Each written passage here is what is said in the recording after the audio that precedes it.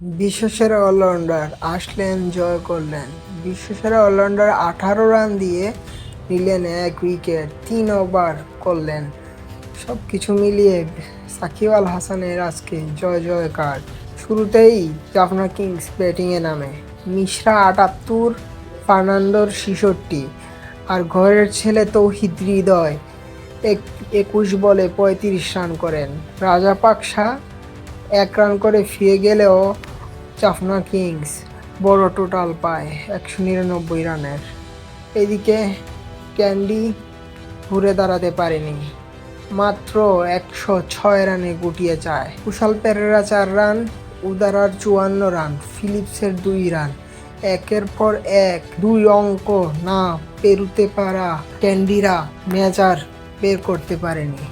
সব মিলিয়ে সাকিব আল হাসান এর দল বিশাল জয় পায়। সাকিব নামবেন, জয় করবেন এবং কোটি বাঙালির মুখে হাসি ফোটাবেন। এটাই তো সাকিব আল হাসান, হাস্যোজ্জ্বল সাকিব, ফুরফুরে মেজাজে।